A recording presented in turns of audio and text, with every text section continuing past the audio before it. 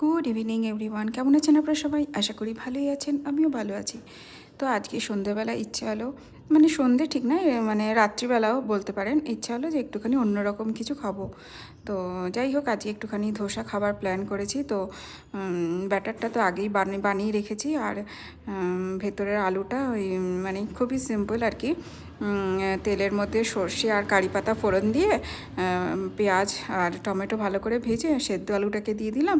তারপরে নুন হলুদ দিয়ে নাড়াচাড়া করে ব্যাস হয়ে গেল ভেতরের আলু তরকারিটা। আর এই যে উড়দ ডাল আর চাল দিয়ে পেস্ট করে মিহি করে পেস্ট করে রেখেছি। আর এই যে ধোসা বানানো স্টার্ট করলাম। আর এটা হচ্ছে আমার প্রথম ধোসাই। তো প্রথম ধোসা একটুখানি টেনশান থাকে, ঠিকমতো উঠবে কি উঠবে না। তো যাই হোক, প্রথম ধোসা আমার দেখলাম উঠেই গেল। মানে পাটিসাপটা বানাবার সময় এরকম একটা টেনশান হয়, হ্যাঁ, একটু ডিফিকাল্ট থাকে।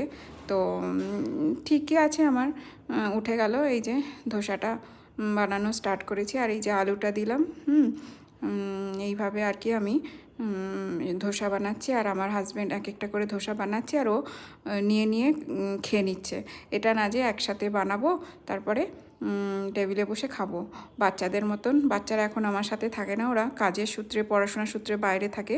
তো আর ও এখন বাচ্চা হয়ে গেছে, বাচ্চাদের মতোই এখন বানাচ্ছে আর এক একটা করে নিয়ে নিয়ে খেয়ে নিচ্ছে। আর বানাতে বানাতে তো মানে এতটাই গরম লাগছে যে কি বলবো। আর এখন গরম পড়েও গেছে, তো তাও মানে ভালোই লাগে। আর এই যে ধোসা বানাতে গিয়ে পুরো রান্নাঘরটা অপরিষ্কার হয়ে গেছে। এমনিতে মেয়েট এসে পুরো রান্নাঘর পরিষ্কার করে দিয়ে যায়, কিন্তু আমার ঠিক লাগে না। আমি আবার ভালো করে সাবান জল দিয়ে পুরো রান্নাঘর পরিষ্কার করে নিলাম। কেননা কাল যখন আমি সকালে রান্নাঘরে ঢুকবো তখন যেন আমি এইরকম অবস্থাতেই দেখি। নোংরা রান্নাঘর একদমই ভাল লাগে না। তো এই জন্য আর কি ভালো করে সাবান জল দিয়ে পরিষ্কার করে নিলাম। তারপরে এই যে চা বানালাম, আর চা দিয়ে ধোসা খাবো। আর হাজব্যান্ড বললো যে একটা দুটো রেখে দাও, খেলা দেখতে দেখতে খাবো। তো এই হচ্ছে কথা। তো চলুন, টাটা, গুড নাইট।